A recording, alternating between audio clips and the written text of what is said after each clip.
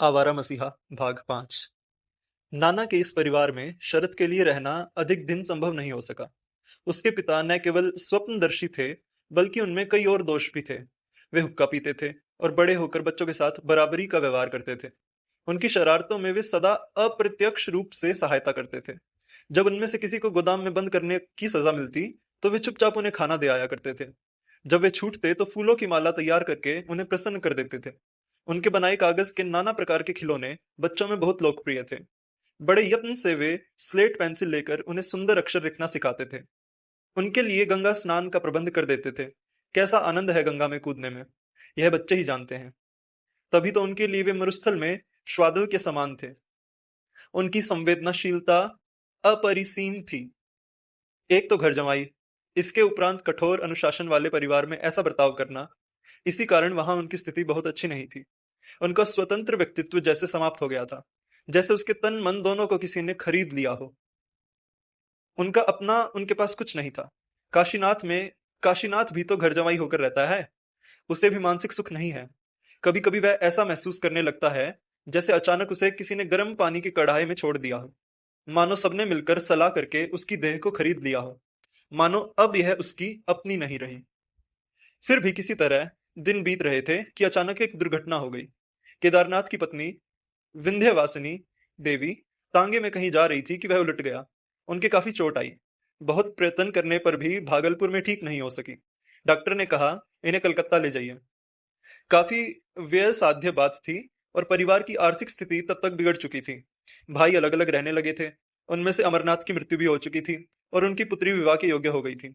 पितृहीन कन्या का विवाह देर से होने पर उपवाद उठ खड़ा होने का डर रहता है। केदारनाथ करें तो क्या करें। एक दिन उन्होंने मोतीलाल को बुलाया, कहा, अब तुम्हारा यहाँ रहना संभव नहीं है, देवानंदपुर जाकर कोई काम करने का प्रयत्न करो।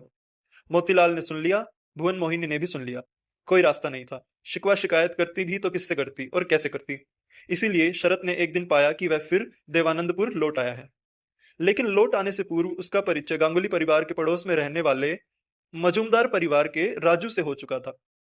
वह परिचय अनायास ही नहीं हो गया था। इसके पीछे प्रतियोगिता और प्रतिस्पर्धा का काफी बड़ा इतिहास है। श्याम वर्ण, स्वस्थ चेहरा, आजान बाहु, मुख पर चेचक के सामान्य निशान, शरीर में जितनी शक्ति मन में उतना ही साहस, ऐसे राजेंद्र नाथ उर्फ राजू के पिता राम रत्न मजूमदार डिस्ट्रिक्ट इंजीनियर होकर भागलपुर आए थे। लेकिन मतभेद हो जाने पर उन्हें त्यागपत्र देते देर न लगी।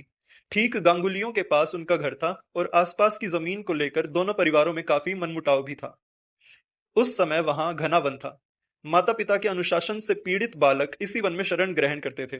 धूम्रपान, गांजा और चरस के साथ साथ भैंसों का दूध चुराकर शरीर बनाने का काम यहाँ निरंतर चलता था। राम रतन मजूमदार के अपने 7 बेटों के लिए 7 कोठियां बनवाई। लेकिन उनके परिवार में कुछ ऐसी बातें थी जिनके लिए पुरातन पंथी बंगाली समाज उन्हें कभी क्षमा नहीं कर सका। वे लोग चीनी मिट्टी के प्यालों में खाना खा लेते थे, मुसलमान बैरे से कांच के गिलास में पानी लेना और छोटे भाई की विधवा पत्नी से बातें करने में उन्हें कोई आपत्ति नहीं थी। वे मोजे पहनते, दाढ़ी रखते, क्लब जाते और बातों में दर्शन का पुट देते थे। पिता की स्वाधीन चेता परंपरा को राजू ने चरम सीमा पर पहुंचा दिया था। पतंगबाजी के द्वंद्व युद्ध में शरद की तरह वह भी पारंगत था। इसलिए स्वाभाविक रूप से दोनों एक दूसरे को हराने की कामना करते थे। राजू के पास पैसे का बल था। पतंग का बढ़िया से बढ़िया सरंजाम जुटाने में उसे जरा भी कठिनाई नहीं हुई। लेकिन शरद के पास पैसा कहां से आता। उसके दल ने बोतल के कांच को मैदा की तरह पीस कर और उसमें नाना उपक्रम मिलाकर मांझा तैयार किया। उस दिन शनिवार था। संध्या होते ही शरद की गुलाबी पतंग धीरे धीरे उसके पास आ रही थी। यह थी राजू की पतंग। अब द्वंद्व युद्ध आरंभ हो गया। पेच पर पेच लड़े जाने लगे। दोनों दल अपनी अपनी विजय के लिए उत्तेजित हो उठे। वह मारा, वह काटा का कर्ण भेदी स्वर सबको डोलायमान करने लगा।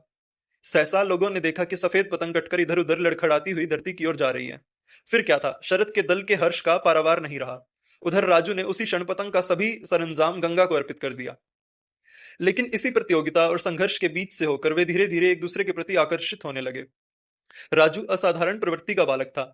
अमित साहस, अपूर्व प्रयुत्पत्ति प्रयुत्पन्नमति, सब कार्यों में सफलता प्राप्त करने वाला। शरद की स्थिर, धीर और शांत बुद्धि अभिभावकों के दुर्ग की मिट्टी की दीवारों को लांघकर उसे चकित करती रहती थी और वह उससे मित्रता करने के लिए आतुर हो उठता था। आखिर एक दिन सब विघ्न बाधाओं को लांघ कर दोनों किशोर एक हो गए। राजू, जो आयु में बड़ा था, शीघ्र ही शरद के साथ सभी दुस्साहसिक कार्यों का मंत्रदाता बन गया। उन दोनों की मित्रता का एक और कारण था, संगीत और अभिनय के प्रति दोनों का समान प्रेम। शरद का कंठ अत्यंत मधुर था। बार बार इस मित्रता के संबंध में उसे चेतावनी मिली होगी, पर तत्कालीन सदाचार और अनुशासन क्या कभी उसे बांध कर रख सके? उस परिवार के मुखियों में ऐसा एक भी नहीं था जो उसे प्रेरणा और सराहना के दो शब्द भी कहता। यही समय तो जीवन के सर्वांगीण विकास का प्रारंभिक काल माना जाता है। तब उसके लिए यह स्वाभाविक था कि वह परिवार के बाहर प्रेरणा के स्रोत खोजता, क्योंकि प्रारंभ से ही उसमें वे गुण विद्यमान थे जो व्यक्ति को महान बनने का अवसर देते हैं।